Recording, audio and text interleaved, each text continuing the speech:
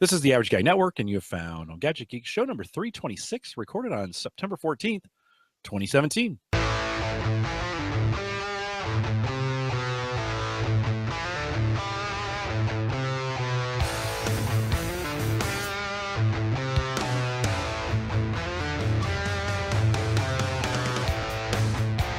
Here on Home Gadget Geeks, we cover all the favorite tech gadgets that find their way into your home. News, reviews, product updates, and conversation, all for the average tech guy. I'm your host, Jim Collison, broadcasting live from the AverageGuy.tv studios in a very warm AverageGuy.tv studios where there's like these Indian summers, Nathaniel, that go on, right, where it hangs on. Man, summer in the Midwest. I know it's raining in the South, and Houston and Florida have gotten hammered, but it's been dry and warm. You guys are warm up there? Yeah, it's been in the upper 80s, and they're talking about 90s coming soon. But dry. Yeah. I think maybe it's the last. This might be the last gasp of summer here in the Midwest. I sure hope so. I'm ready for fall. I don't know about you. I went out tonight. And my flowers were kind of wilted over. Hadn't got enough water on them. We haven't had rain, I think, in about 3 or 4 weeks. Right. We could use it. So, anyways, we'll post the show notes, world-class show notes, and they're really good this week because Nathaniel wrote really awesome notes that are out there, and of course, we post them out at theaverageguy.tv.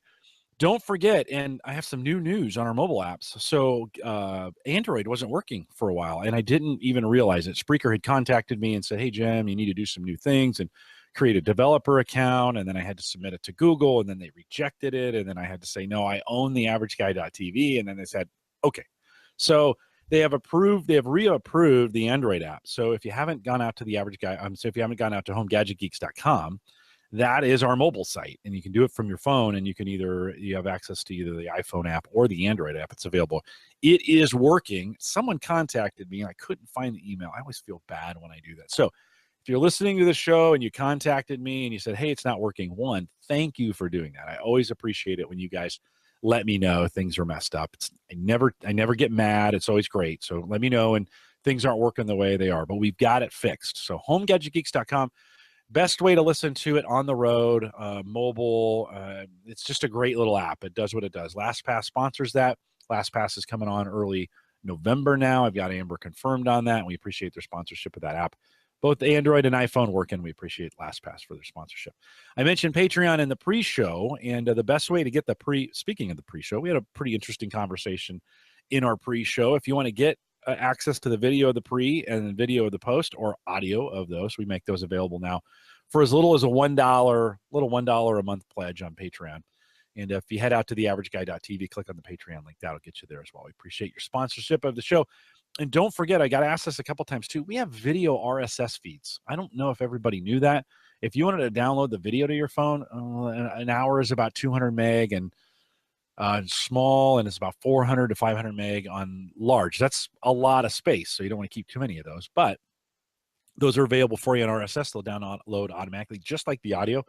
And I don't know why you'd want them, but people do. I get 100 of you to download them, both small and medium, or small and large, every single month or every single show. It's crazy. So if you want to do that, those feeds are available in our subscribe links. Go out to theaverageguy.tv/subscribe. One more reminder, Home Server Show Meetup is coming up September 29th.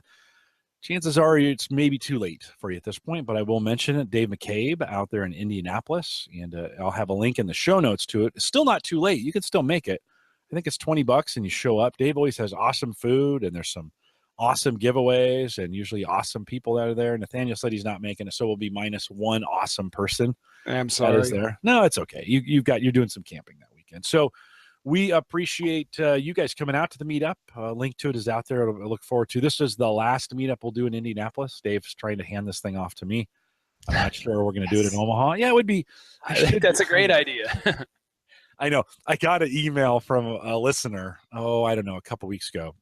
We started the newsletter again. It's weekly now. So if you haven't subscribed to the newsletter, you want to go out there. I kind of give some updates on what's going on, plus the next 4 guests that are coming up.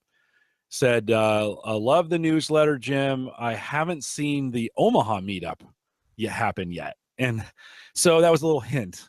Like, when is the Omaha meetup going to happen? So, all right, maybe next year, maybe next fall, we'll be able to kick.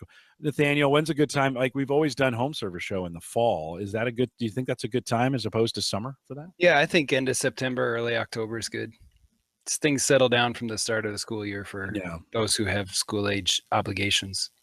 Yeah. Well, and they're not easy to do. I mean, I've watched No, Dave. I Yeah, listen, this understand. guy, Dave, has crushed this for 6 or 7 years now.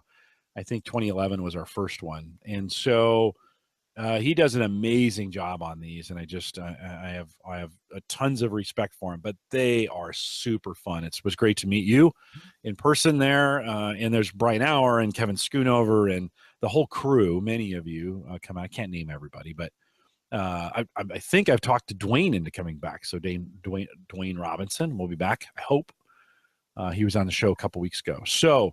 Yeah, Mike Howard says 15-hour drive. For him, it'd be even longer, Mike, if you tried to come to Omaha. Ken says +1 on a centralized meetup.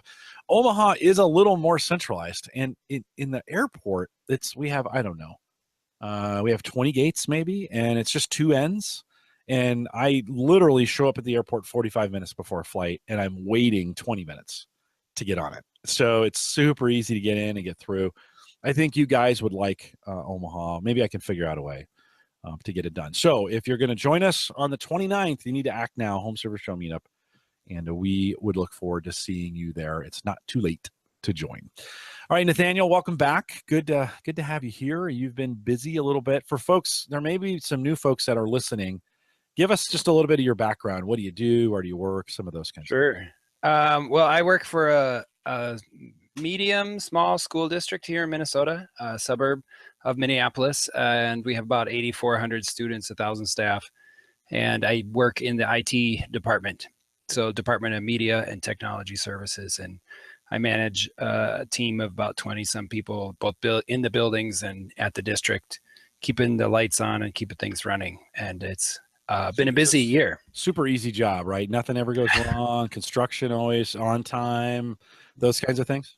No, we deal in problems. So it's you have to remind yourself, like, there's a lot of things that are really working, and instead of focusing on all the things that have to be corrected or set up or fixed. And this summer, the district did a big capital improvement campaign at 7 out of 9 buildings, and that presented some challenges to us at the end of August and early September, as the contractors fell a little bit behind schedule, and there was quite a rush to get things set up. But I had a good team that was really working hard, and they really wanted things to go well. So we had people staying late. We came in on the weekend of Labor Day.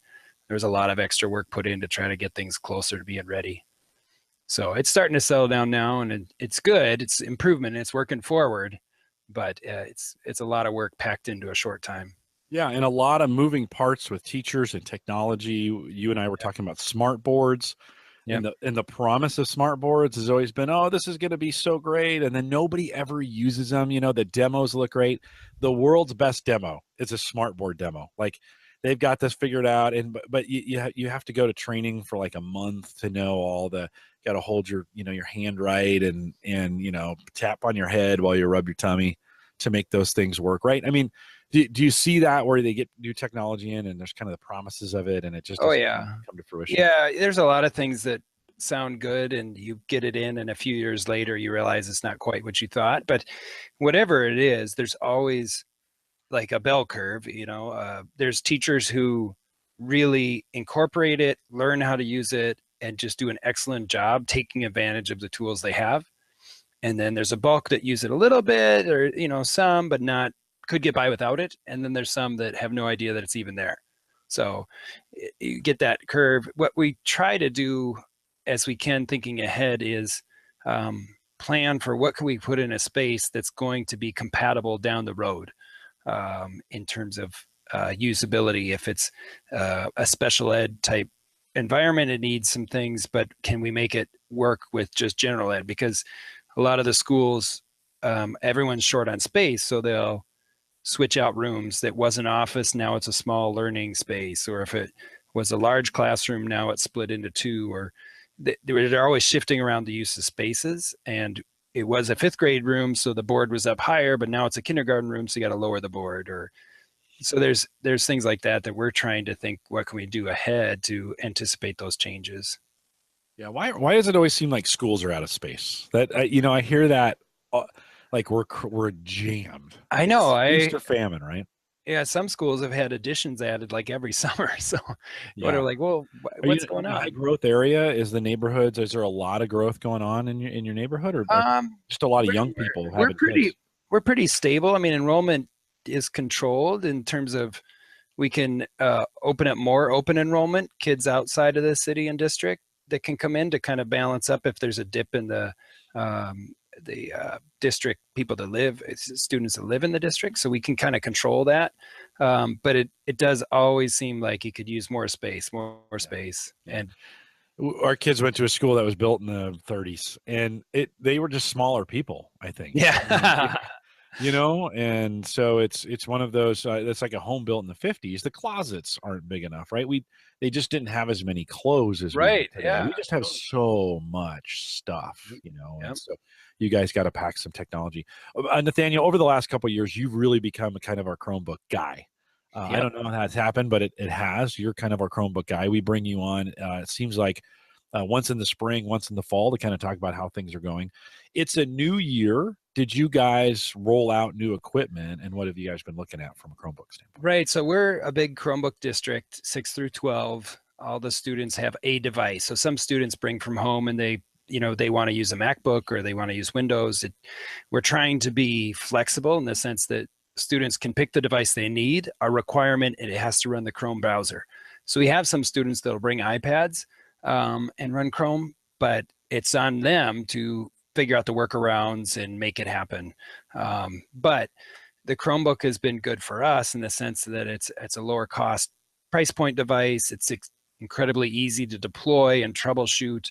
And other than it being a cheaper priced laptop, it's you have repair issues, but it's been a good device. It's compatible with Google Apps, which we use a lot. So this year we didn't do a big buy of Chromebooks because we're kind of stable and we're pausing a year on device deployment. We're covered where we need to be, but we wanted to put more money into infrastructure and AV. So we upgraded a lot of projectors, wireless, and those kind of things that are in the background. But the Chromebooks we have been playing with last year and we're deploying more this year are the touch-based Chromebooks that can support Android apps. And so I've been playing with a couple of those from Acer that we've been looking at.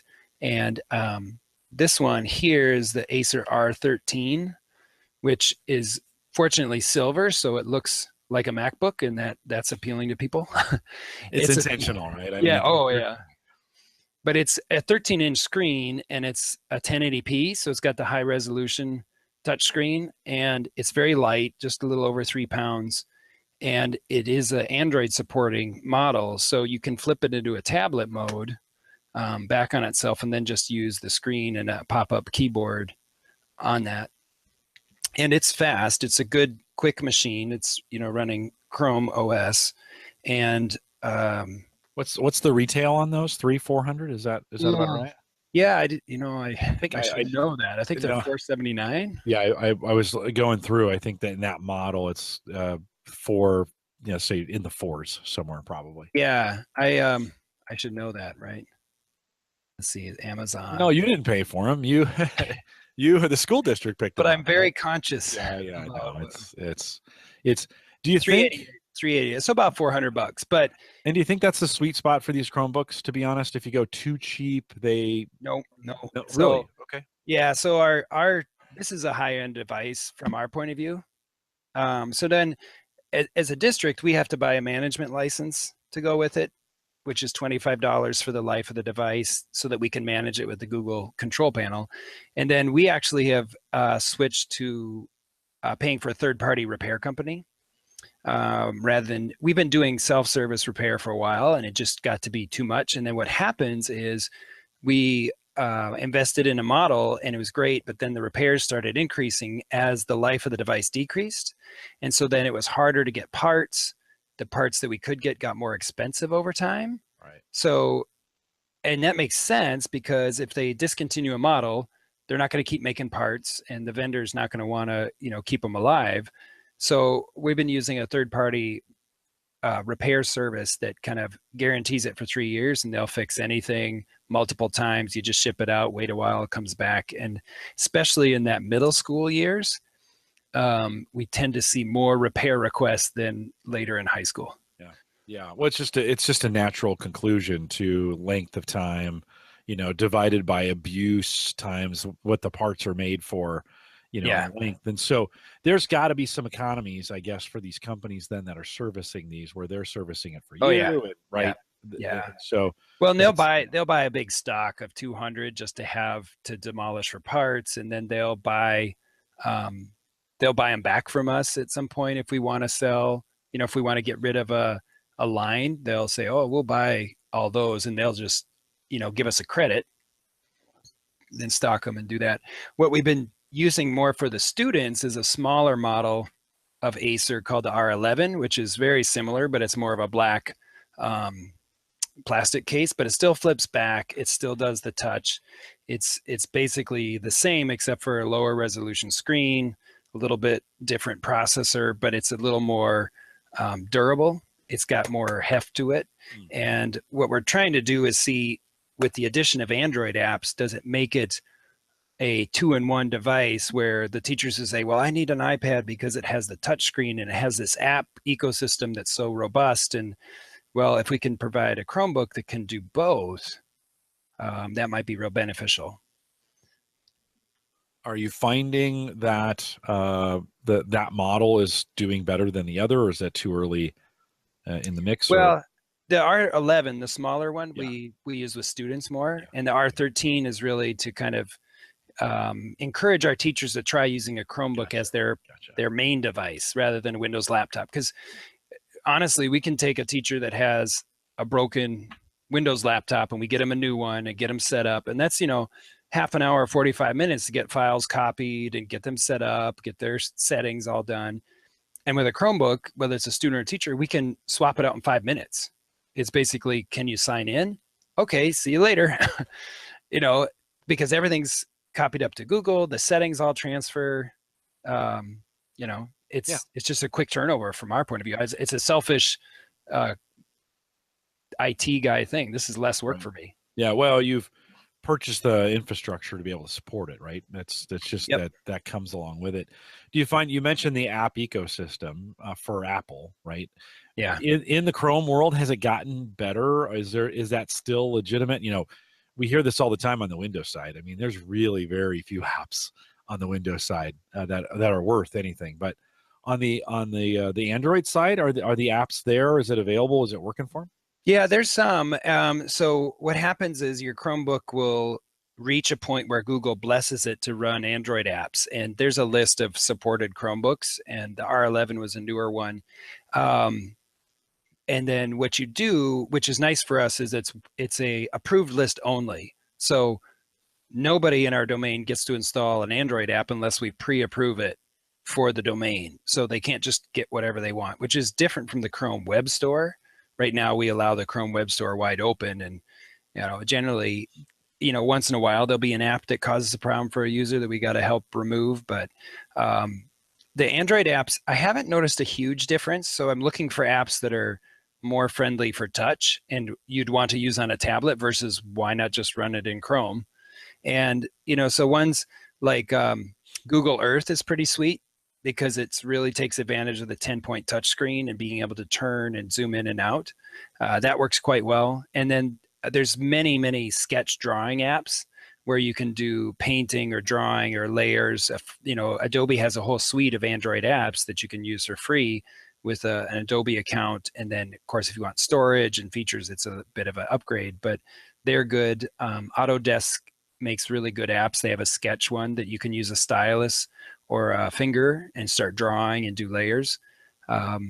Someone mentioned earlier that the Samsung Pro looks really good. That's one that comes with a stylus. And I like that one, but I didn't feel comfortable with schools with that because it looks lighter weight, flimsier, and it didn't have HDMI out, if I remember. So one of the things I looked at in models is full HDMI output rather than USB-C, then an adapter. And we have so many dongles and adapters to fit all the models of laptops and that people want, that we're really hoping we can get full HDMI out on more devices, and then we can not have to carry around a kit of 6 different adapters depending on what you have. Yeah, that is kind of nice. I carry that for work because I never know. I never know. Yeah, I might be at a college one day. I might be in somebody's boardroom the next day, whatever, right? So you got to have everything to kind of. They'll always ask me, "So are you an Apple guy, or so are you a Windows guy?" Or I carry them all. So well, it depends. Like a Surface Pro would have one output, and a MacBook would have a different. And so the new Chromebooks are coming.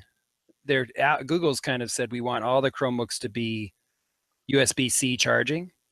So they're slowly getting that into line. So this one's USB-C, but the R11 is just a standard plug. So that'll be nice when it's standardized across Chromebooks. And Windows devices too, by the way. Yeah, great. And I wish my iPhone was USB-C. Right. But although we'll talk about that a little bit later, right? That's going a different direction. Yep. But it's going to standardize. But we've got a mix in our buildings of projectors that use VGA input still, and projectors that are HDMI only. So if we have a substitute come in, we give them a laptop or a Chromebook that has 2 adapters. Well, if you're in this room, you might need HDMI, and if you're over here, you might need VGA, and it's just a transition period. Do you find that those substitutes come up to speed pretty quick? You bring them in, you issue them some equipment, or are they just kind of like, look, I just got to keep the kids occupied for a day. I'm not going to use the technology. What do you find? It's tough. It's tough. So the subs we get that come back and, our return, they get up to speed. They know what they're doing. They're familiar. And the ones that don't, it takes them a little longer, and we try to help them, but we can't spend an hour in the building every morning making sure that the 6 subs at the high school get comfortable and figure out what they're going to do. We try to help them, but there's a lot of other stuff. But the ones who are around more get the hang of things, but the teachers expect them to be able to be proficient, because their lesson plans depend on the kids using devices and digital lessons or videos or, work that's in the digital world. So if a sub comes in and like, I can't log in, I can't use the computer, it makes it really hard for the teacher to keep the lesson plans and the curriculum going. So, and then what do they do if they make a PowerPoint? How do they get it shared with the sub? And there's all that rights issues of who can see what. And we use a learning management system called Schoology, which is like a Moodle product, or those LMSs. And so a lot of times what they'll do is they'll have the student log into the Schoology course, and there are all the materials the teacher's already laid out. So the sub doesn't have to have rights to get to it. The student can project the same stuff as they see it. They could leave a lesson plan that it could be executed. Okay, I need you guys to log in. The entire thing is here. I'm going to look over your shoulder while you go do it. They don't necessarily have to walk them through it.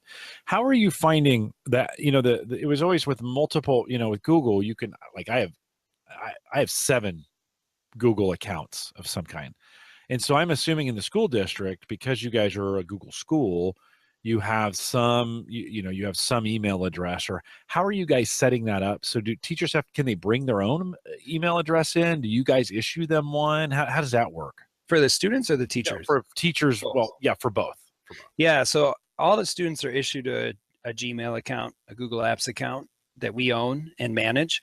And one of the nice things about the Google for Education system, or G Suite for Education, is that you have to change your mindset of managing the account more than managing the device. So when they log into a system with that account has policies and restrictions and benefits. So if it's a personal device and they're logging into Chrome with their school account, they get the settings that we want per account. If they have a personal device and they log into their Gmail, we don't touch it. It's their business.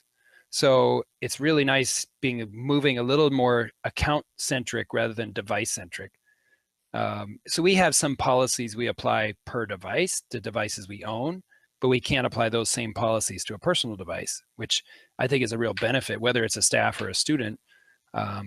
It's the account that we own and care about. So it works well that way. And we get some conflict. A lot of times teachers or students will be signed in their personal Gmail account, and then they'll click a link and it says, you don't have permission for this. And they're like, what? It's me. And we had to explain, well, it is, but it isn't. And Right. yeah, And how to that can be flip back and forth. difficult to use. Sometimes you have to completely sign out. I mean, you get Yeah. it completely signed out. You switch accounts.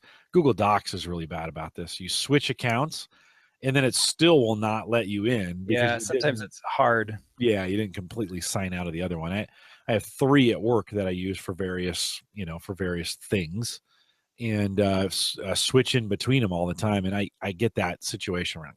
Okay, log out, completely log out, log back in, get the right account, get access to those. Do you find, so do the substitutes are there like, do they have accounts in the system there as well, or do you have to Yep. create one when they get there? No, when they come in and they get entered in an HR system, even as a substitute, then it automatically generates Active Directory, which then generates Google. So we try to create accounts for something, and they don't know they have it yet, but we try to create accounts for them in our system so they can get the same access as the teachers.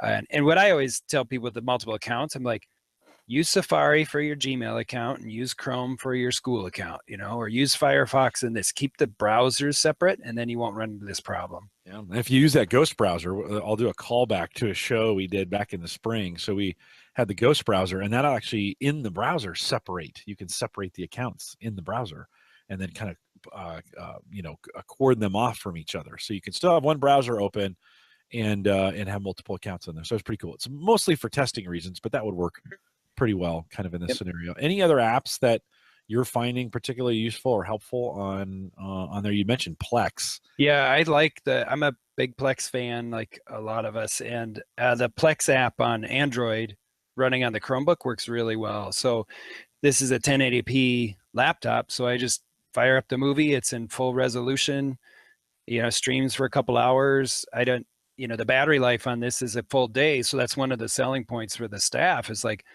you just charge this at night and then you use it all day. You don't have to carry your charger around from classroom to classroom or building to building. And the Plex app works really nicely. WhatsApp doesn't work, unfortunately. That's one I like to use because I can use it on desktop or on phone, but it doesn't work. Nah, don't worry about it. I don't know. But WhatsApp isn't written. So it's an Android app, but it hasn't been written to be ported to Chrome. Right. So you run into that occasionally. Do you find the kids are using WhatsApp quite a bit? Yeah, I use it with my staff and the interns that we have over the summer. Yeah. And it's mostly because they have a mix of Android and iPhone. And so it's much easier to do groups and texting. And we'd get into the building where we don't have a cell signal at all. So we'd have to go via Wi-Fi. And so if you're relying on SMS messaging of cellular data, it doesn't work. So it's been really helpful for us as we deploy and come back and try to communicate pictures. This is what I saw. What's this? It's been a good tool for us. Yeah, you guys have been doing this for a while now. Do you see a difference between the students today and the students? How long have you been using Chromebooks? 5 years? 4 or 5 years? Oh, yeah, 5, 6. It's crazy how fast that goes, right? Yeah, I'd have to look. Do you see a difference, or do you sense a difference in the students now using these versus what it was 5 years ago when you were initially introducing them? Meaning, do the kids adopt them faster? Do they, did you notice any difference in the students? Yeah, I think they slowly get more used to it. It's always a shock. So in the elementary K-5 and grades 3 through 5, we have a cart of Chromebooks in the classroom and it stays in the room. So those kids are using it, not every day, but frequently, and they're getting used to the login and the routines of how do I learn with a device without being absorbed by the device. So then in 6th grade, they hit the middle school, and now all of a sudden this device is theirs to take back and forth to school. And so there's a lot of, how do you care and feed for your Chromebook and take care of it? And some kids learn it better than others. But it's been around so long that I think the teachers are more comfortable with routines and they're doing that. And the hardest thing, I think, maybe the teachers feel differently, is getting kids to check their email. Yeah. Even my kid, I have a hard time getting my college students to check their email. Yeah. And I keep trying to say, this is what we do in work. We don't text each other, information all the time. Yeah. But Yeah, it's different. That's the weirdest thing. When we just got through onboarding and having, we do a parent student orientation for our high school internship program for Gallup, and Jody, my partner at work, says to the students, she's the heavy hand in what we do. Oh, good. And she says, you guys have to check your email. Like, I know you don't, but you have to check your email. That's just the way. That's the way it works. The things we need to do and the information we need to get to you and attachments and stuff, it has to be done via email. That's the system we have in place. And I had to set minimum requirements for any college students staying on for the fall. I said, I need you checking your email daily. Like, that has to be they were probably looking at you like, what? Like every day? I know. Yeah. You're like, every day. You check your Facebook every day, right? Check your email every day and put it on your phone or whatever, but it's just so different, There's no social rewards for email, right? There's no pictures. It's just text, and well, at the same it's time, work. Yeah, we often complain about email. I mean, I always say, boy, I could do email or I can do work. Like, do you want me to work on things or do you want me to do email? And it's hard balancing it. You're familiar with that. And so it's kind of like, we know what this evil is, but it's a necessary evil. And it's still the standard of communication. It's accountability. It's how you share lots of information at once. I'm not going to text out instructions to you and then, but then as much as I struggle with the volume of email, I don't know where I heard it, but someone said email is for the convenience of the sender. And I thought, yes, that's why. Yeah, I was just doing a webcast today at work, and the gentleman we were interviewing was like, he says, I'm a reply all buster. Like, it's my job when I see emails with reply all, I break them. That is not, it's just, he is not a big fan of, and that's real common, right? You put 8 or 9 people and then 10 more get added, and then it's reply all. And I am lucky at Gallup. I don't get too many of those kinds of emails, but I oftentimes say our email system is broken, and I don't mean at Gallup. I mean in general. Yeah. It's pretty broken, but I'll spend 2, 3, 4 hours sometimes a day. It's part of my job is to just get through communication that way. I still prefer to get people face to face. So oftentimes if I want to talk to them, I'll walk over to their desk, even though it's a 5-minute walk. I'll walk over to their desk first to see if they're there rather than send them an email because I just think face to face is so important.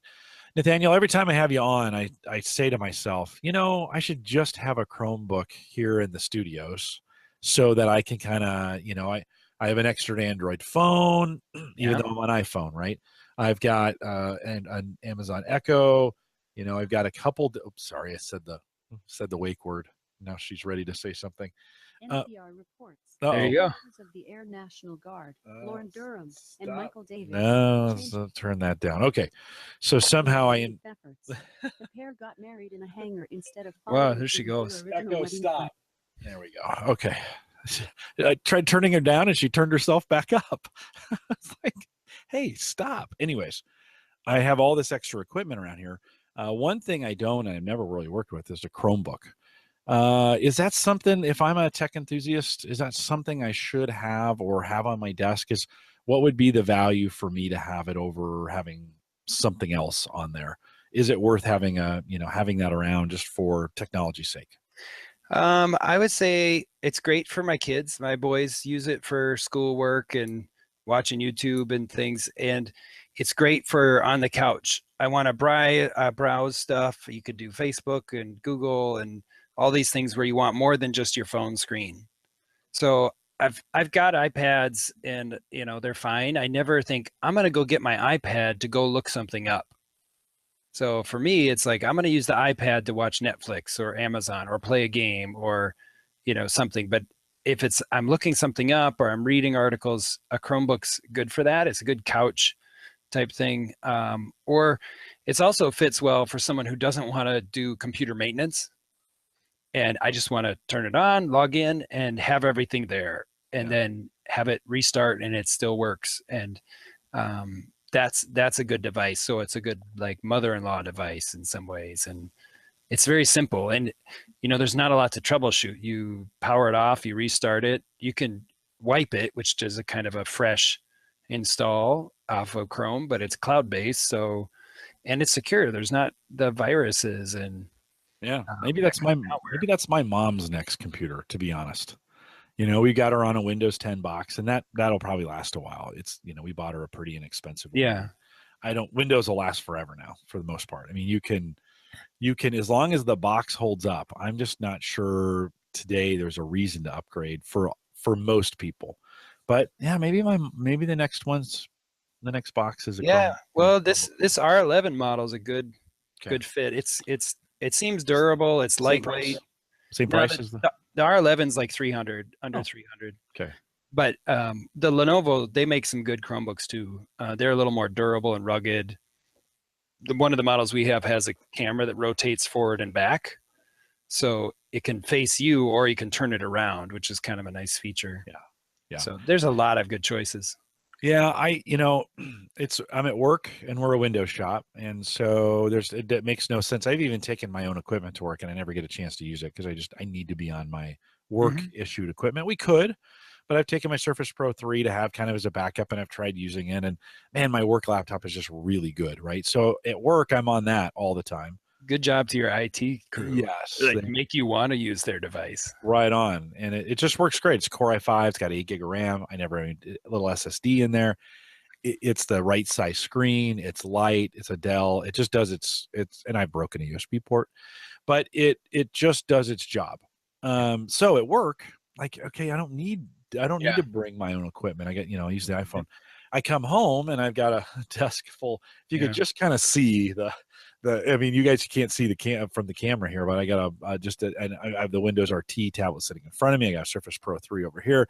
I've got a little Dell mini computer that sits here that I run the updates on. I've got the micro server, kind of sitting there that we're going to talk about why I have that there here in just a second. But so having another Chrome device to me is like, man, I don't know if I'd ever use that thing, and that's what's always stopped me from buying one. You would keep it upstairs. Yeah, well, I have upstairs Windows PC in the kitchen, right? I bought that big 22-inch touchscreen. Take the Chromebook out on the porch. Yeah. Maybe that's the cigar smoking one. So you go on the back deck, smoke a cigar. Yep. Yeah. No, I mean, it's just a cheap, easy laptop. Yeah. And right and it's great for our education purpose. It's been a good fit. We have iPads, but it's just we try to keep that in the lower grades where the touch interaction, they don't need to keyboard as much. It's good. But okay, so I have to share a new toy I got. Yeah. I have been a huge fan. I'm going to jump topics here of the Logitech Anywhere MX mouse. So I don't know if other people use this, but it's the Logitech mouse that works on glass or shiny objects. And I have like 4 of these. So I have one in my bag, and I have one upstairs and one downstairs, and one I even have like paired them to laptops. So I love the Anywhere MX. And does it have that universal dongle? Does it use that one? It's got the unifying dongle. So I think I have 4 that I can count. One of them died. It just died. Put in new batteries. It blinks orange and red. It's never happened. It died. So I thought, well, that's pretty good. I don't know how many years I've had it. So I ordered the MX Anywhere 2 refurbished from Amazon. It is awesome. So it's got the same weight, the same form factor, a lot of the same features, but what it adds is it has Bluetooth or dongle. So you can use a dongle just like all the others, or you can use Bluetooth, and you can pair it with multiple computers. So you have a little button that you can choose 1, 2, or 3, and I pair it with the Chromebook as 1, and then I paired it with my work laptop, Windows laptop, as 2, so I can switch back and forth without having to move the dongle. And it has a rechargeable battery instead of AA's, but so it has a dock that you put it on then? No, it's just a little USB mini micro front. Yeah, like some of the other Logitechs. But it's got the good scroll wheel that I like. It's the weight. So this is my new, and it's almost identical to the old one. I mean, it's a little different looking, but the same size. You like that size? You like that form factor for your hand? Yeah, I mean, at my desk at work, I have one of the large Logitechs, the fuller one, because if I'm working all day, I like a little bigger. But in my bag and everywhere else, this is worth it to me. And it is a little more expensive than your super cheap ones, but big fan. And the MX2, adding the Bluetooth or dongle and the multiple computer setup is just awesome. Yeah, 50 for that now. I think you can get the original MXs are 30 on Amazon. I use Logitech, pretty standard. Yep. Oh yeah. Yeah, this is just a workhorse. This is the one that sits on the desk, but I have 3 other mice. Actually, one I just retired because I put the Surface on here. But this is a Microsoft, a little Microsoft mouse. It's got you store. You can. They call it the blue laser. I think so. Yeah. I think so. Been just a workhorse. Actually feels really good in your hand. It feels solid, and it's small, so it travels well. You can pull that dongle out.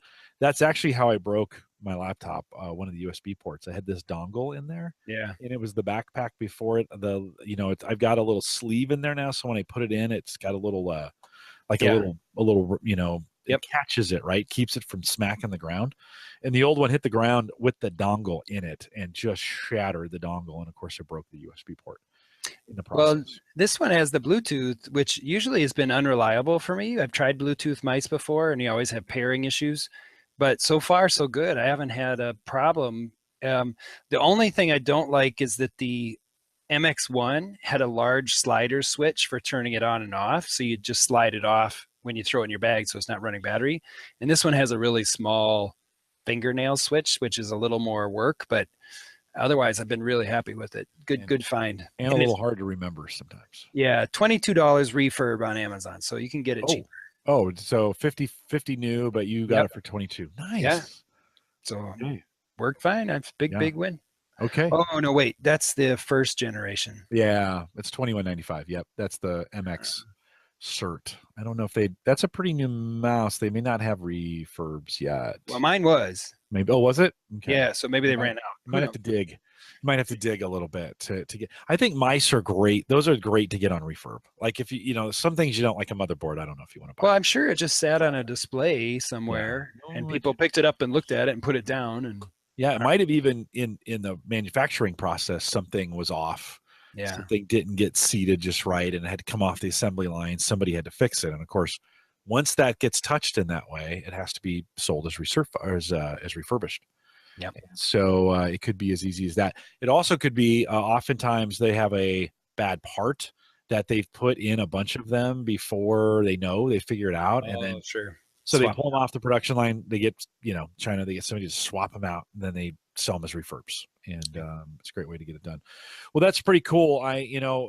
Mice are one of those things we have not, you don't do a whole show on mice, but they are super important parts of what we do. I think, especially in the enterprise. And a lot of things are going touch, but there are still some things that I do, and I'm sure there's some things that you do where it's helpful to have a very accurate mouse to kind of get the work done. So pretty cool recommendation on those, Nathaniel. Hey, I want to jump to Crashplan because we had alluded to maybe some Apple talk, but actually I think we can probably wrap up the show with what's going on with Crashplan. And it's crazy. This was 3 or 4 weeks ago. It's crazy we haven't talked about it hardly at all on this show. And Dave McCabe covered it. If you listen to Reset, Dave covered it right as it was happening. And so by now, I don't know if we need to kind of cover the basics because most people know what's going on. If you're a Crashplan customer, they have decided to get out of the consumer business. I think it's that simple. And they have said, hey, we are not going to allow anyone to re-sign up. Nathaniel, you and I are in exactly the same boat, by the way. Yep. We're not going to allow anybody to sign up. You and I just had. So we snuck in under the wire and had a whole year's worth of stuff.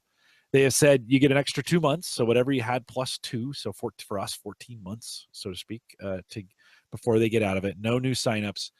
And if you're going to stay on, you have to move to their business plan. And by the way, their business plan is $10 a month. In effect, it doubled the price of storage, and it's only up to 5 terabytes. I think those are $10 a month per device. Right, per device. Yes. So if you had multiple devices, it gets expensive. Boom.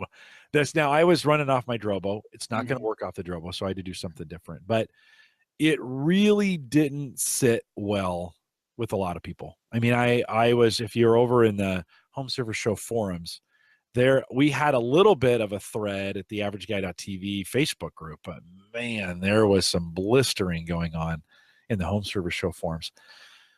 Nathaniel, talk a little bit about your setup. I mentioned you had just purchased, you're going to get some extended time on it, but how do you have things set up? How much storage did you have over there? And let's kind of walk through what some of our options are.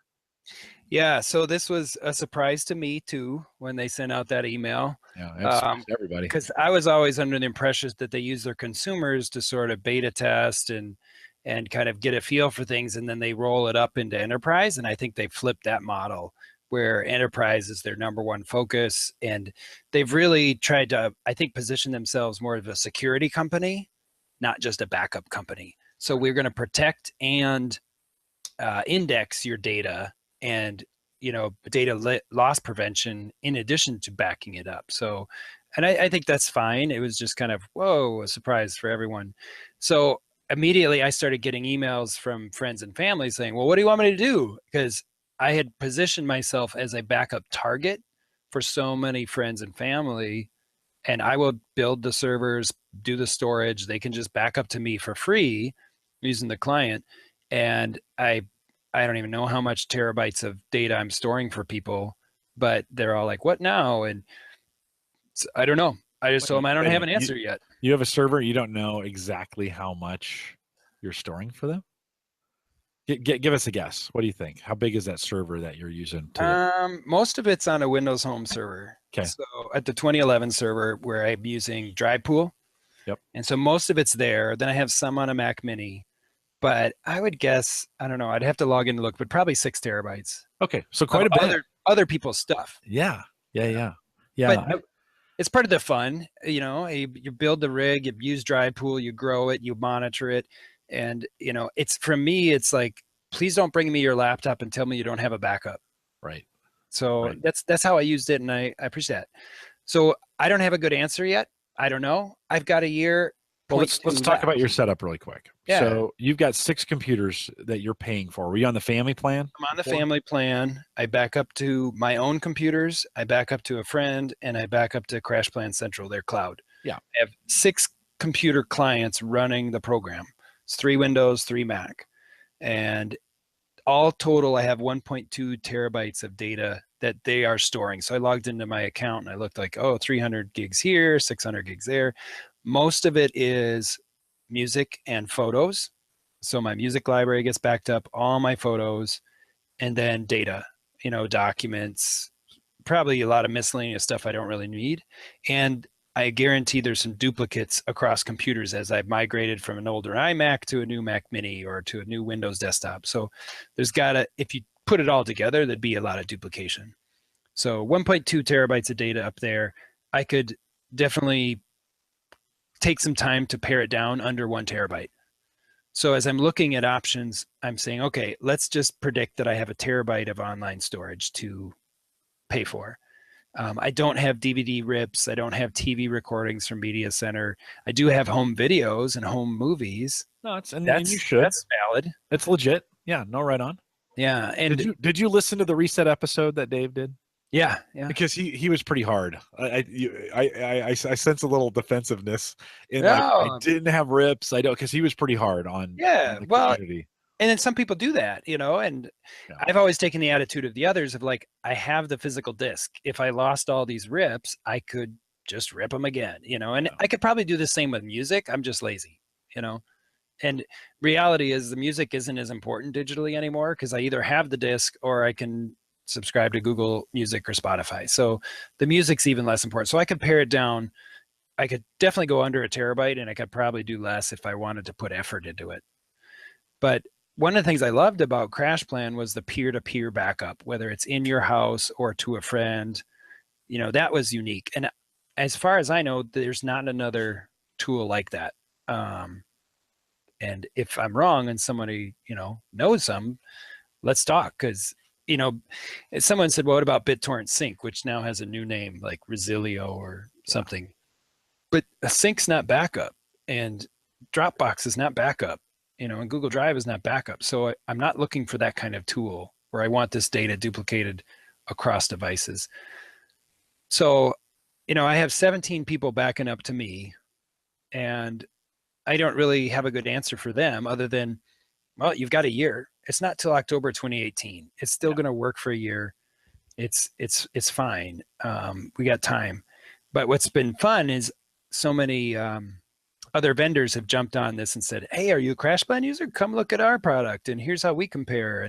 And Crashplan, the company Code 42, did partner with Carbonite to offer a discount if people wanted to switch to Carbonite. Since I kind of grew up on Crashplan, I have this aversion to Carbonite and Mozy because they were big competitors. And so it's kind of funny that they're like, oh, just go to our friends Carbonite over here. There's limits to how Carbonite works. It doesn't do external drives. It has limitations on versioning and things like that. It's a good tool. It definitely, people can use it and get what they want out of it. It just wasn't right for me. And so I'm not looking at that. So a couple paths you can take in a household like mine, where you have multiple devices and you have this management of IT idea. And you can try to centralize your data into one place, like a NAS or a server.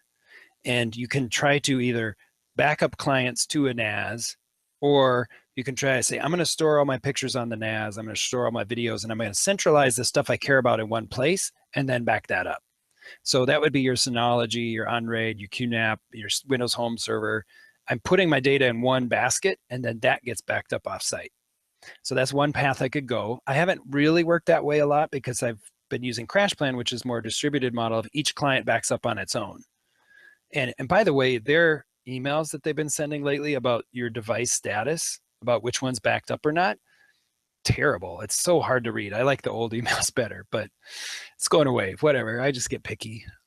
No, I think it's fair. Mike has been, Mike Howard in our chat room, he was in a situation. We're fortunate we had paid for a year, so those things will stay around for you there. Although I've already ditched it. I'll talk about that here in just a second. Yeah. But he was mentioning that he has more than 5 terabytes, and there is a 5 terabyte limit, and migrating is not an option with 5. They're going to delete him. And so 5 terabytes takes a long time for a lot of people to get there. Or in Mike's case, Mike, I don't know how many you have total. I know it's a lot. That's just not something you do over the weekend. I've been doing some backups. I've been doing some re-backups because I made a mistake. And it takes, I'm in the days. I'm in the 8 or 9 or 10 days. And I've been kind of doing it sporadically to get it up there. But it takes a while. So there were some other things that caught people really off guard, and where it was like, hey, if you were coming to the end of your subscription, you got the 2 months additional, but you got to make a decision right now. Right? Yeah. So that's a good point, because I haven't really considered that. I keep thinking, oh, I've got a year. But if you want to get that big data out of Crashplan, and especially the files that you've unknowingly deleted from your desktop, right? So when you restore, you want to be able to say, I want to restore the files that I deleted, because I may not have them anymore to re-back up because I didn't know I deleted them, right? So it's Dave McCabe's Mr. Backup episode of, right. I didn't realize I hadn't backed up, or I deleted the originals, but I don't have the backup archive anymore. So what is it? Backblaze does a nice job of saying, here's how you move from Crashplan to Backblaze with your deleted files and things. And they walk you through it. It's just really nice, smart of them to do that. But that's a good point, that if you've got a lot of data, you've got to start planning now how to get it out and to back it up again somewhere else. And yeah, that's a challenge he's got ahead of him. Yeah. And if you feel like your data at home is accurate, and you can kind of wipe out the versioning that you had on the backup stuff, but there's a risk. There's a risk associated with it. You could, you could go out and back and download your entire, go pick up another drive or whatever, and download your entire. It depends on, some of us have caps. I mean, there's a lot of headache in this, but you could download your entire restore set. Then that's as good as having it at that point, and then make some decisions about what you're going to do with it. Archive it off, keep it somewhere, because for some of us, it's going to take a month or 2 or maybe 3 to get back into having everything up there and making sure it's kind of where you want it. You mentioned Backblaze, which I think is probably going to be the leader on this. I think they're going to probably benefit the most. Backblaze has both a consumer plan and a B2 plan that has an open API, and there's some stuff that integrates in with it. Backblaze is offering some great deals on this, and I think they're unlimited, right, at this point, or do they have a cap as well? Do you know? I think they're unlimited because for Backblaze B2, it's like Amazon S3, you pay as you go. You pay as you go. Right. So I haven't done the math. So like in the case of Mike, where he's got 5+ terabytes, I would not. It depends on the device count. So if you go with one of those plans where you pay $60 for a device for a year, but then unlimited backup, if you can get the backup out and to it, maybe that's economical. Or you go to the pay for what you use storage plan, and like Backblaze is 0.005 cents a gigabyte, but even, 5 terabytes would be what, $300 a year or something. So it gets expensive. Yeah. And so part of it is like, I look at the different options, like, okay, which one's going to be the cheapest, where I'm going to save money? And they're like, wait a minute, $300 a year for backup seems really expensive, because we've been used to Crashplan, which has been 120 or, whatever, around that a year for unlimited. But then, $300,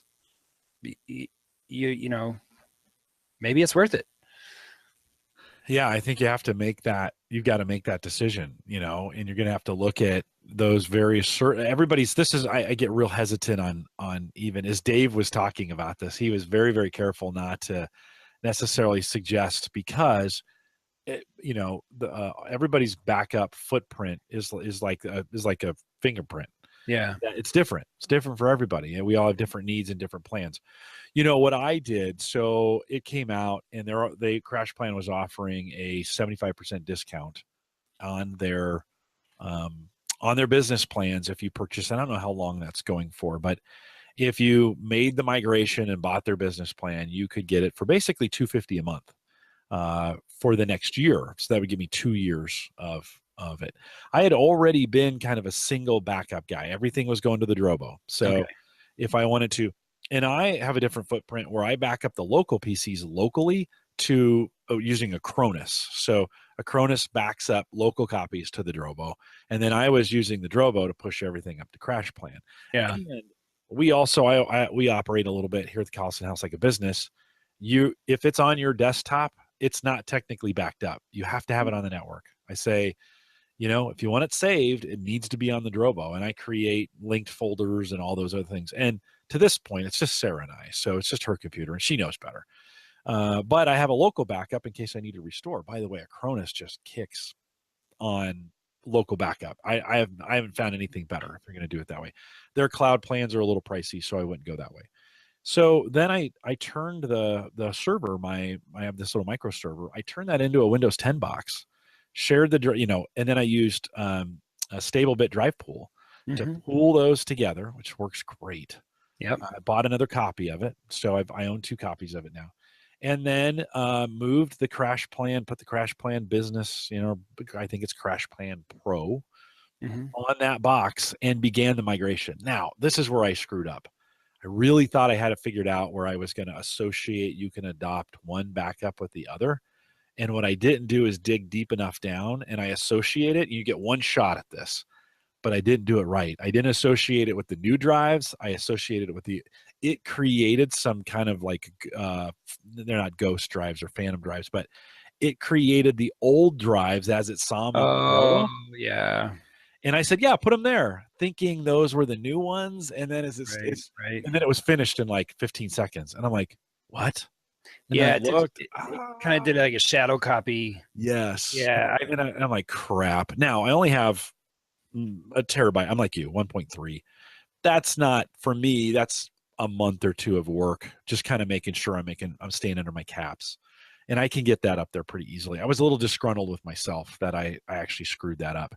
But over the next month, I'll be backing those things up to Crashplan Pro.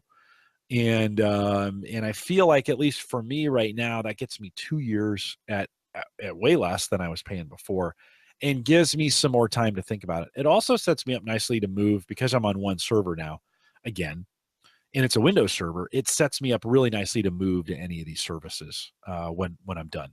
If I don't want to pay the $10 a month to have one device on there, I won't. I can move to, now I'm gonna have to move that data again. There's nobody that's moving cloud to cloud, right? Right. Not because, well, here's the deal. Like if you're structured in a way like it sounds like you are, where your client computers are backing up to this central location. Yep. But then if they're backing up there, it's not flat files, is it? Isn't it a proprietary? It's a DAT file. Yeah. So how are you going to restore that? So Well, if you lose your DAT file, right, and that's what you have Crashplan for, you restore that file. How long is it going to take you to get that file decoded so that you can actually get your files out back to the client? well, in this case, this is where Acronis is really, really good. So it also stores a copy of Acronis, but if you don't need that, you can bring the new computer up, get Acronis on there, point it to the box where it's at. Acronis does a better job of backing up to network drives than anything I've ever seen. I mean, it's kind of like Crashplan was, as being able to share it between computers. Now, Right. I can't go outside the network, right? But inside the network, man, Acronis is just rock solid. It really, those guys really got it going internally really well. And then I just grab that file and bring it in. What I'm not protected against at the moment is the complete disaster. If my house gets wiped out, and I lose those computers, I'm gonna lose those local backups. I know they're just not going to be there. I don't move those local backups anywhere. I have thought about cloning those backups and moving them off site somewhere. I could do that. They're pretty large. They're versioned. I could do that though, Nathaniel. I could take one of those and put it on OneDrive. And then I could pull that back down later off OneDrive, put it in a place I could get to it and restore it. It's manual, right? And it's Right. just, right. And they get pretty big because they're pretty versioned. And, Right. And that's just one of those things. I mean, a 300 gig backup can grow to, 6, 7, 8, 900 gig with versions, depending on how you're versioning it. But that's what I want, right? And at the local level, I want those to be highly versioned so that if there's something I want to go back to 3 days ago or 5 days ago or 2 weeks ago, it's there for me. It's just those files get pretty big. I mean, I had some pretty big. I was over a terabyte for my own server here, because in my scenario, I make this show. I put these large video files. Acronis backs them up, but because they're versioned, it doesn't really get rid of them until 6 months or a year later, because they're buried in my backups as a version. Yeah, I don't know. It's difficult, and everybody's got their own situation and take on it, depending on how they use things. So, with 6 computers, I have stuff scattered everywhere. So to try to centralize it, it would take some effort to realize, okay, I'm only going to keep my picture library on this one because I know it gets backed up here, right. And everything else I don't care about. We're building this giant digital hoard of data that we somehow think is going to be super valuable down the road, and like the photos and the videos are, but somehow, it's tricky. Yeah, which I actually think, to be honest, you're better off with, especially with our phones, you're better off pushing your pictures into OneDrive or Google Drive or Amazon. And Amazon recently wiped out their unlimited photos. Yeah, you're gonna pay a little bit there, but all of those phones have some automatic upload. You take the picture and boop, shoots up there, right? Yeah, but what's going to happen a few years down the road when my Google Photos library gets so big that I'm like, how would I clean this out? And it's so much work. But you're going to have the same problem if they're local, right? It's big. You're going to, Yeah, what do you do? What do you do with it, right? You need some sort of tool to index it. At least Google Photos does a good job of trying to predict and organize. Yeah, it does. Yeah. So here's what I'm thinking. I've got some scenarios that I run through and I'm looking at, and no decision made, but I just want to kind of go over some things that I've been looking at and thinking about for our listeners that have been doing a lot too. I'm focusing, like I'm talking about my situation here. So I don't care about bare metal restore. I don't need Acronis or Veeam or some other tool to do a snapshot. None of my computers are business critical. Right. So if one craps out for whatever reason, I can reinstall as long as I can put my data back. I can reinstall the programs, the OS and all that. So that's not my concern. It's the data files I'm concerned about. So Synology is an appeal. I don't have a Synology. I've been using Unraid and I like that. It's 90% just Plex server storage, but I could use that as a document repository. I could do that as a picture repository. I mean, and combined with Plex, you can really take advantage of that. And I know it's redundant in the house, but nothing on that Unraid is backed up outside. So I'm not using it as a critical storage. You can install Docker apps. So they have a Cloudberry client and others where you can take your data on the Unraid and back it up offsite, because it's a pretty nice tool. I've not got into that because I haven't had a need to. But if I needed to, I would go with something like a Synology or an Unraid and central storage it, right? And then I would have to be careful about making sure the data that I care about is put there, and then that's backed up. Now, Synology, I've been reading about, has a tool called Hyper Backup, which is new in version 6.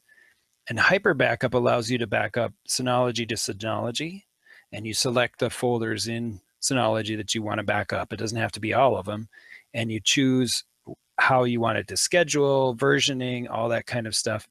And you can back up Synology device to Synology. They don't even have to be the same models. So you could buy a newer one with a faster processor and then buy an old one that just has a bunch of storage.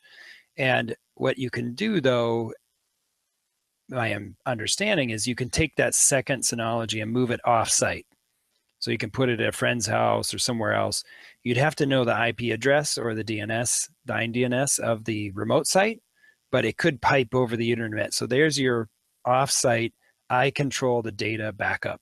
So if I were to put a second Synology in my friend's house, I can seed it at the house, get 90% of the backup done in my house, put it at his house, and then it's just the incrementals going over. So it's the most similar to Crashplan that I've found so far. But it depends on me getting the data I care about onto the Synology. So can I get my picture library on there? Can I get my photo library and music and videos? It's a potential. And then they have a different tool called the Hyper Backup Vault, so that you can browse your backup archive, because it's a proprietary catalog, just like Acronis, where it's a big DAT file or something. So you're not going to have browsing around what's in the backup archive. It's compressed and encrypted. You can encrypt over the internet, so you don't have to worry about security there. So going across is fine. That's one way to do it. And I know Synology also has Windows and Mac backup clients that you'd put on your local device. So I could run my Windows computer with a Synology backup tool that would capture that stuff, and then maybe those backups would get passed to the second site. It's an option to look at. I haven't done a lot with it because I'd have to buy a Synology and then I have to buy another one and then to buy the drives from. So it's a pretty big upfront investment, but maybe long-term, it's a good idea. Yeah. Yeah. Well, you have to think about this though. $120 is what we're talking about for even worst case scenario with Crashplan. We're talking $120. That's a 4 terabyte. It's 1 4 terabyte drive right now, not systems, right? You know, you're talking, what you just talked about is $1,000 deal. Yeah. You can buy a lot of hard drives. I mean, you can buy a lot of storage for that kind of money, right? Yeah. You know, it's like we had a pool, and every year it cost me $500 or $600 to put chemicals in these pools. I could have bought a lot of pool passes for $500. Now, not as convenient because I have to drive the kids down to the pool and all those other things. But that being said, so I think we have to be careful. Like, now, here's the deal: we're hardware guys. Like, if you're listening to the show, chances are you're a hardware guy. You came over from Home Server Show. You've been hanging around a while. This is what you do. So we always start thinking of our own stuff. And by the way, the average consumer isn't even thinking about this stuff. Unfortunately, no, right? they don't. They're not. No, Yep. They're not. That's why, you know, I'm saying, like, I'm thinking about my situation. So that's one. Yeah. If I had a Synology already, then it might be like, oh, well, it's just an incremental cost. But yeah, if I were to concentrate all my data on the Unraid or Windows Home Server or just a Windows 10 client like you're doing, and then I pay one client to back up to Crashplan or Backblaze or whatever, you know, that's an appealing way to go. So that's sort of one scenario I'm looking at. I don't know if it makes sense. I've never used a Synology. It's got a lot of appeal because of the simplicity. I like the idea of moving to a simple appliance instead of building out an unraid server and then cards and SATA ports and swapping drives and expanding. I like doing that stuff, but I also sometimes think, yeah, I should simplify. Yeah. But if we were going to move to per computer backup products, similar to the Crashplan model where you got several clients, there's a few I've been looking at. Spider Oak 1 isn't as common in people talking about it, but it has a lot of appeal because it's a product that is encrypted before it goes out. So they don't see your data. You get unlimited devices. You're only paying for the storage you use and your account. And then the devices that you have doesn't matter. So you have one account and unlimited devices, and you just pay for the storage. So with them, I was looking at it is you get a terabyte would cost you about $129 annually. So that's very similar, very reasonable. It's very similar cost and model as Crashplan. What it doesn't do is local backup device to device, as far as I know, and it doesn't do peer-to-peer, but it gets your data off. So it meets that goal.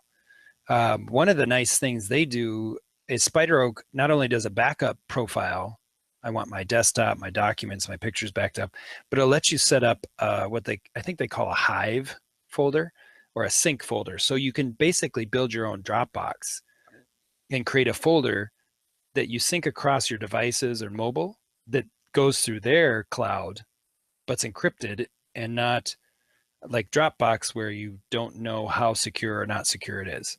So it's kind of a nice add-on capability of that product, Spider Oak 1. And they have a business tool and things, but this is what I was looking at. The next one is Backblaze, which you mentioned is going to be very popular. They've done a good job of putting themselves out there as a alternative to Crashplan. One thing that's nice about Backblaze is you can select external drives. So if you have not just your internal drives, but you can select external ones to be backed up, you can do two-factor authentication with Backblaze, which is a really interesting security model, protecting your data. And that's $50 a year per computer. So then that starts to get more expensive when you're paying per device. So whether you decide to back up all 6 devices or just the 1 or 2, you can kind of gauge it there, but then the backup is unlimited. They do have a groups plan, and they have, as you mentioned earlier, a B2 storage plan, which is like an Amazon S3. And you can use backup clients to back up to their B2 storage with a little bit less. We had Moro data on here a couple weeks ago. And, they have that box. They have a $400, $500 NAS, right? And they just built in B2 integration for Backblaze, which is super cheap. So instead of using S3, which is what comes standard with the plan, you pay them $10 a month. And then they, this got me thinking, like, I need to rethink this Moro data thing, because this could be a real, $500 box, less complicated than Synology for sure. You got 1 terabyte cached, and everything is then moving automatically for you into B2. And and again, you pay for what you have, and it's probably not the best plan for Mike Howard, who has 7 terabytes.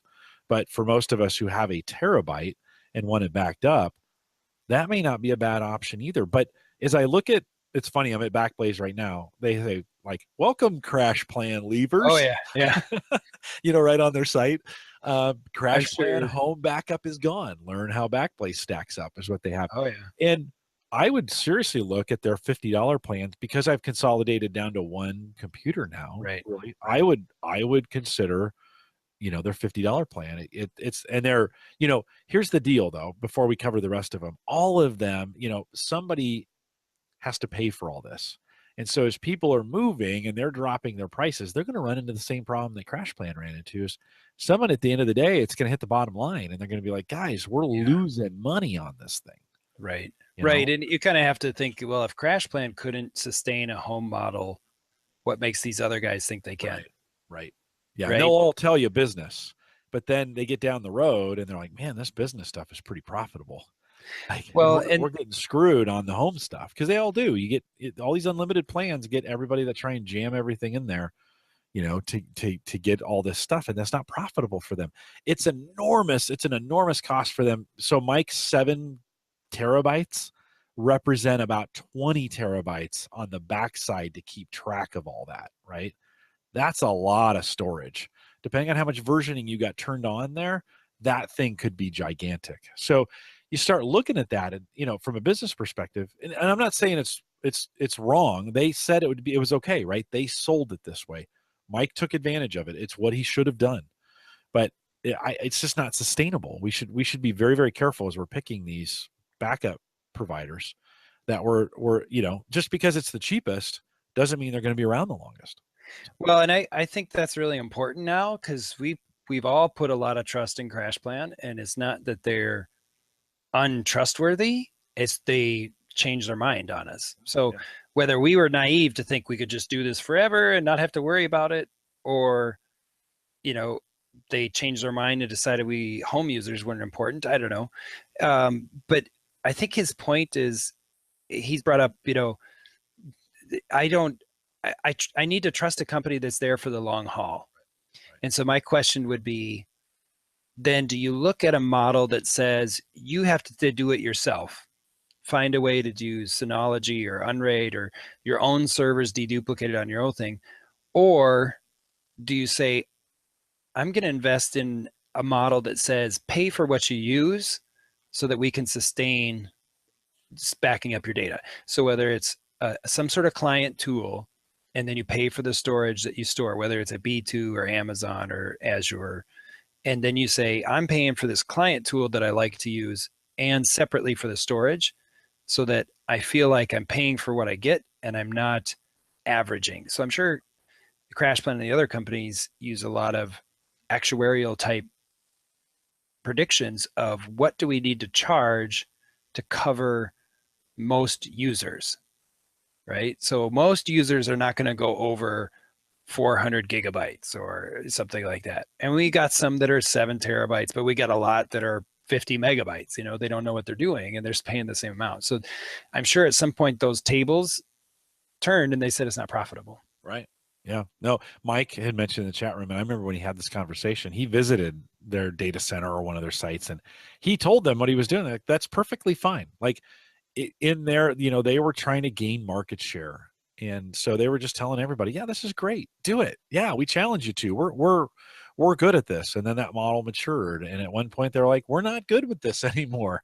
Somebody started looking at the bottom line and kind of saying, you know what, this is draining us, and we need to make a change. It always goes that way.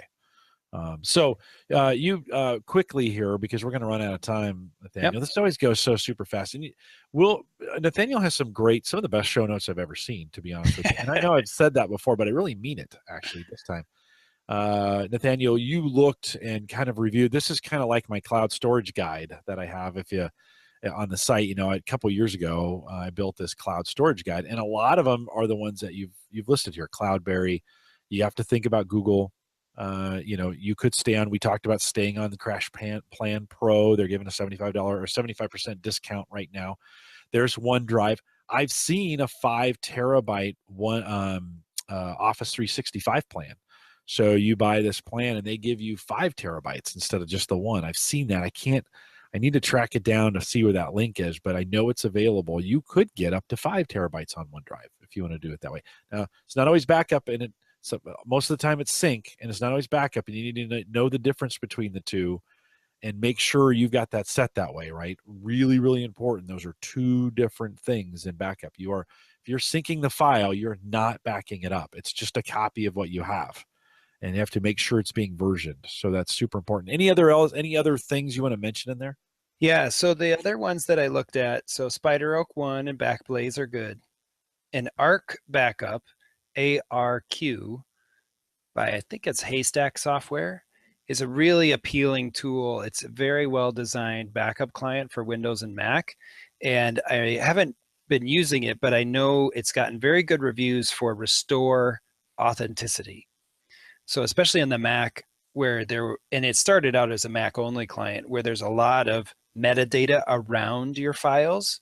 Arc Backup has been known for being very precise about putting that metadata back in place. It doesn't strip out permissions. It doesn't strip out, and the Mac files are sometimes packages with files in them.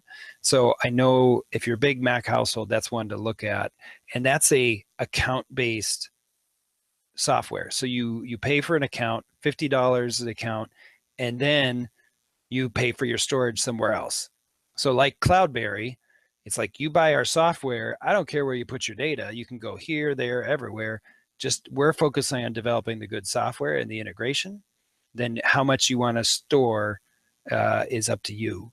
And so that looks like an appealing product. It has the usual destinations, so I'd look at that. Cloudberry has been very well known for a while, especially because it has server client versions, and it's a similar model of pay for the client, pay for the backup somewhere else, but they're a per device cost. So unless you consolidate your data, you're going to pay for every computer that you're backing up, and you pay for storage. They do have a free version, but it doesn't have quite all the same features. I haven't tried that, but I know it's respected. I think it's encryption and compression that get added to the client if you pay for Cloudberry.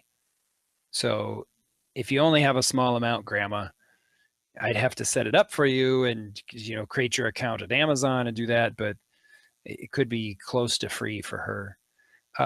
Google Drive, I didn't really think of this until recently, but Google Drive has a new tool called Backup and Sync, which is different from their Google Drive syncing tool, which is basically Dropbox for your Google Drive. But Google Drive Backup and Sync allows you to take the data that's not in that Google Drive folder and back it up into your Google Drive account. So it adds that local file backup into Google Drive, and you'd see under Google Drive a My Computers tab. And so you could back up your desktop and your pictures and things. And their storage is reasonable. It's $100 a year for a terabyte. So if you wanted to use that, you could have more than one computer. You can select your pictures directory, which may be in Google Photos already, but you could use Google as a storage and the Drive Backup Sync tool. I don't like that idea for me, just because the whole point of putting stuff as Google Drive is that I don't have to keep it on my computer. But it's a very easy tool. So it might be something I recommend to friends, like, yeah, just use this tool, pay $100 a year for more storage, and then just make sure your pictures directory is selected. And Crashplan small business, the 75% off is only the first year. Correct. Yeah. But So it does buy you some time. Buys you some time. And if you can consolidate, I think if you consolidate your data, you have a lot of options. And that's something that I have to think about because I've never had to worry about it. But yeah, and I was already consolidated. That was I had made that move when I moved on to the Drobo. Yeah. So that's kind of the ones I'm looking at, what I've been doing. I haven't made up my mind, but now that you reminded me about you have to get the data out and then get it back up somewhere else. Now I have a little more sense of urgency about this. Yeah. And you don't have to pull it down. Like you can, if you feel like your current folders are the gospel truth, you're good. Yeah. You don't need to do anything. You're going to need to repoint them and then start to budget. If you're on a cap, start to budget where else they're going. But I really do think it's worth a couple weekends of thought and bouncing it off people. And this is one of those things, there's no right way. We've said this several times. It's your way. You need to figure out, everybody's situation is different. Everybody has a different level of security and safety that they're thinking. Mike left, but he's pretty burned by this. He's really upset with them. Well, and part of it is he has a high data need. As a photo and video guy, his files aren't small. So in some ways, he's being penalized because of the type of work he does and the passions he has. Right. And my text documents don't take up a lot of space, but my home movies do. And the more I want to take VHS and convert it, it's going to grow. So I don't blame him for being upset, but it was pretty unusual in the day to get unlimited when this started, and they came on the scene and they're like, unlimited, and everyone's like, are you sure? Oh yeah, this is great. And it's, and you're like, you feel a little burned, you're kind of like, wait a minute, you guys started this. And I know for business reasons, you're doing things differently, but then you just broke up with me. I mean, it was one day out of the blue. It was like, hey, it's not me, it's you. And literally, right? And so that's a tough pill to swallow. And I know for a lot of individuals listening, you're like, oh crap, like I've got to do something. And you do. Yeah, you do. You're going to have to look and figure out it. I looked at everything, Nathaniel. I did the same thing you did. I went through all the plans, took an inventory, kind of thought through it. And I thought, you know what? I'm going to buy myself some time. I'm just going to make this migration. Screwed it up in the process. So, it's not as easy as I thought it was, but we'll get it fixed. And so for me, that's the kind of thing. And it gives me 2 more years to kind of think about it. Yep. And I'll see where it goes. Yeah. And it's going to shake out. So we're all going to try something different. And I'd be really curious in the Facebook group, if people read this, show notes I put together and bring some of their own ideas of like, you know what, Veeam has worked really great for me. And here's why. And here's the model I'm using. I have one computer, it backs up to here, and then I do this. Or, but for my friends and family, they're like a 1, maybe 2 computer household. So the client cost is not big. So what I'm looking at for them is what's going to be easy and reliable, What can I say? This is easy to install. You create an account, and then the rest you don't have to worry about. I'm not going to recommend to my friends to buy Arc Backup and then create an account with Amazon S3 and do this. And, no. For them, it's got to be one tool, one company, one cost. Right. And you had gone beyond the level of service where you recommended that they back up to you. I thought about doing that, right? I had thought of becoming, because in the day, nobody was doing it right and it was awful and we were losing files, and I'm like, screw it. You just back up to me and I'll make sure. I never had any of my kids take me up on that. We never got that set up. Now I'm kind of glad, it's like, yeah. Well, so what do I do with their archives? Just delete them. I can't see anything, and I don't care to see the data, but they got to pull them down. They need to pull them down from you. Like they need to go in there and pull those back down. Yeah. They're going to have to come over. Like, well, depending on how much they have, your friends probably don't have a lot of data, to be honest. You had 17, right? And you have about 6 terabytes. Oh, so now I'm curious. You're going to have to look in there. Dang, I didn't even think of this. Thanks a lot. They're going to have to pull it down. That's what I would recommend, is that you pull it down to a spot. Although some of them may not have a hard drive big enough to be, if they've got a lot up versioning. Yeah. I don't know. That's good. There's some that they don't need to worry about versioning, right? The download will wipe out all versions, right? Yeah. When they restore it, that wipes out all versions. Yeah, it'll be the latest version of all the files. Or whatever, right? Yeah. Yeah. All right. Well, this is going to continue. I'm going to have to explore how to get your restore out that includes deleted files if you want them. I've got to figure out how I can recommend to my friends or family to get their archives back out if they want. But I've got archives of computers that friends had 3 years ago. Right. And they've never deleted the computer from their account. So I still hold the archive. So maybe that's why I have 6 terabytes. I don't know. And now you understand why Crashplan made the decision they did, right? Because those guys weren't paying them $1. Can you imagine? I mean, it's not just the people who have active backups. Well, they were paying them every year. They'd pay them the $60. No, not my friends. Oh, right. No, right on. Yeah. They don't care. You were you were their IT guy. Yep. Well, if you're interested in keeping going on with this conversation, lots of conversation over at the Home Server Show forums. So head over there if you want. In our Facebook group, more average guy stuff. More whatever. You can join us in the Facebook group. We can talk about that there as well if you want to do it. Whatever you want to do, however you want to get it done. I'm interested in hearing about what you've done or what you're going to do or what you're thinking about. It's a very valid point, and it put a bunch of us in a pinch. That's for sure. Yeah, well, you definitely having conversation makes me think of a lot more things that I hadn't considered. Well, sorry. Sorry to bring the bad news. Yeah, here you thought you were coming on and you were going to inform some people. I know all the answers. And then it's like, oh crap, I got to do some stuff. Yeah, you do. Yeah, you got to get some stuff done. Well, Nathaniel, thanks for coming on. Hang tight. If you can stay around for a little bit of post-show, we'll do that as well. We're a little long, but we appreciate a great conversation. By the way, I've been getting some great feedback over the last couple of weeks, both on Paul Braren. So Paul was last week, came on and talked about what's going on at VMware, and man, had some dynamite equipment that we talked about last week. So got some really positive feedback on Paul and his episode with us, and then some really good feedback on Dwayne as well. And we talked about mining rigs and we talked about a bunch of PC equipment, kind of how to afford that.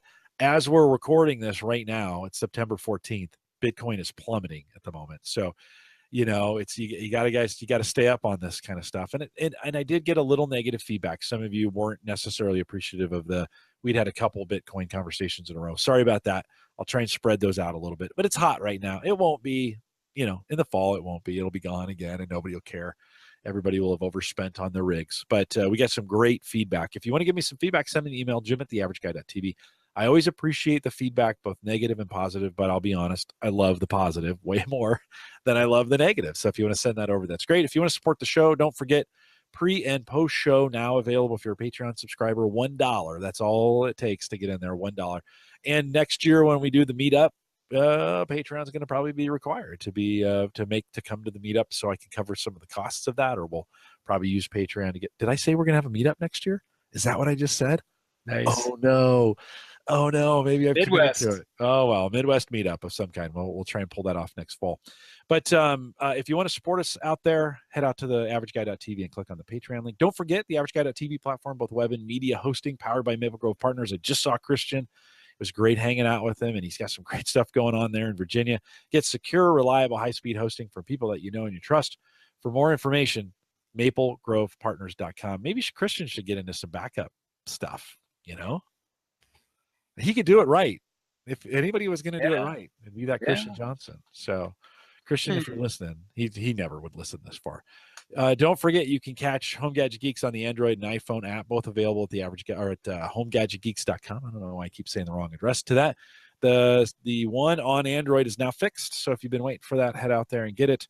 It's available for you. Thanks LastPass for their sponsorship, and we're trying to get that thing taken care of. Amber's going to be on here first week in November, so we'll be back at a chance. They've got some changes going on over there at LastPass. We are live every Thursday, 8 p.m. Central, 9 Eastern. We got some great shows lined up for you as well. If you subscribe to the newsletter, you will now get a weekly update for the next 4 shows that you would have known Nathaniel was going to be on tonight. And so we'd love to have more people come out and join us live, but if you want to subscribe to the newsletter, and I won't spam you, maybe 3 sentences in there. And 3 paragraphs. Let's just say 3 paragraphs of information. Subscribe to the newsletter. Head out to theaverageguy.tv/subscribe.